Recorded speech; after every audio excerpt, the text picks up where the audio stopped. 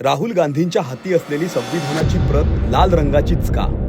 2009 साली राहुल गांधींच्या काँग्रेस पक्षाने चीनी कम्युनिस्ट पक्षासोबत एमओयू साईन का केला होता? डॉक्टर बाबासाहेब आंबेडकरांनी लिहिलेल्या संविधानाला न मानण्याची भाषा करणारा कॉम्रेड उस संविधान पे हमको कोई भरोसा नहीं है। कॉम्रेड कन्हैया कुमार रातोरात काँग्रेसी कसा बनला? संविधान उलथून देशात चीन प्रमाणे माओवादी राज्य प्रस्थापित करू पाहणारे अर्बन नक्षली राहुल गांधींच्या आडून भारतात अराजकता पसरवण्याचा कट रचतायत का? आणि राहुल गांधी जातीयवादाच्या भिंती अधिक गडद करून देशात गृहयुद्ध सदृश्य परिस्थिती निर्माण करण्यास कारणीभूत ठरतील का? हिंदुस्थान किंवा भारत जगातील फास्टेस्ट ग्रोईंग इकॉनॉमी, जी गोष्ट चीन सारख्या राष्ट्रांच्या डोळ्यात नेहमीच चलते. म्हणूनच भारताला आंतरिक संघर्षात गुंतवून ठेवण्याचा चीनसह भारत विरोधी शक्तींना रस आहे. माओवाद किंवा नक्षलवाद, इस्लामी अतिरेकी कारवाया, खलिस्तानी मुवमेंट आणि नॉर्थ ईस्ट मधील अलगाववाद हे सगळं त्याचंच फलित.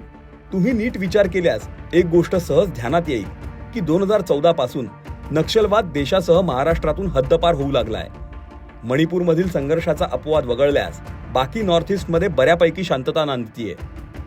पूर्वी मुंबई, पुणे, दिल्ली, बँगलोर अशा देशभरात कुठेही इस्लामी अतिरेकी बॉम्ब हल्ले करायचे ते बंद झालेत. कलम 370 जे देशापासून काश्मीरला विभक्त करायचे ते भाजपने निकाली काढले. महाराष्ट्रात देवेंद्र फडणवीसांच्या नेतृत्वात ड्रग्ज माफिया, अतिरेकी कारवाया यांच्या मुसक्या आवळल्या गेल्या. 2047 पर्यंत जिहाद्यांना भारताचं रूपांतर इस्लामिक राष्ट्रात करायचंय. नक्षलवाद्यांना 2047 पर्यंत चीनप्रमाणे भारतात एक पक्षीय हुकुमशाही प्रस्थापित करून दिल्लीच्या लाल किल्ल्यावरून लाल झेंडा फडकवायचा आहे. तर राहुल गांधींना बाय हुक बाय क्रूक आपले आजोबा, आजी आणि बाबांप्रमाणे देशाचं पंतप्रधान पद भूषवायचंय. मात्र त्यासाठी ते कुठलीही किंमत मोजावयास तयार आहेत. इंदिरा गांधींनी सुद्धा अशीच एक चूक करून ठेवली, जी खलिस्तान चळवळीच्या रूपाने देशाला भोगावी लागतीये. राहुल गांधी सुद्धा वर्तमानात तेच करतायत का? कारण अँटी इंडियन फोर्सला पाठीशी घालणं, चीन सारख्या भारताच्या शत्रू राष्ट्राशी एमओयू साईन करणं, भारताबाहेर जाऊन देशाची बदनामी करणं, अदानी अंबानींसारख्या उद्योगपतींच्या नावे खोट्या गोष्टी प्रसारित करणं, परिणामी भारतीय स्टॉक मार्केट्स कोलॅप्स होईल. ज्यासाठी हिंडेनबर्ग सारखे थिंक टँक, जे अनेक देशांची अर्थव्यवस्था कमजोर करण्यासाठी टपलेले असतात, ते भारतीय कंपन्यांबद्दल मॅन्युप्युलेटेड रिपोर्ट्स पब्लिश करतात. नेमक्या त्याच काळात जॉर्ज सोरेस, लेफ्ट मीडिया आणि काही युट्यूबर्सना फंडिंग करून भारतीय अर्थव्यवस्था आणि भारत कसा अयोग्य हातात आहे असा खोटा नॅरेटिव्ह तयार करू पाहतो.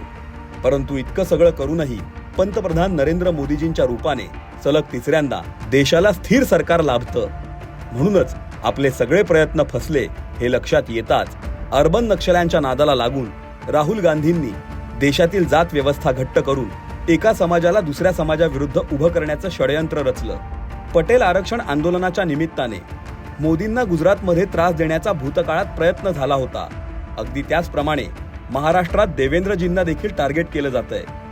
मात्र देशाला एका सूत्रात बांधून ठेवणारे संविधान जोपर्यंत आहे तोपर्यंत हे शक्य नाही हे लक्षात येताच त्यावर घाव घालण्याचे प्रयत्न सुरू झालेत. ज्याची सुरुवात निळ्या रंगाच्या संविधानाला नक्षलवादी रक्तरंजित क्रांतीचा लाल रंग देऊन राहुल गांधींनी केलेली आहे.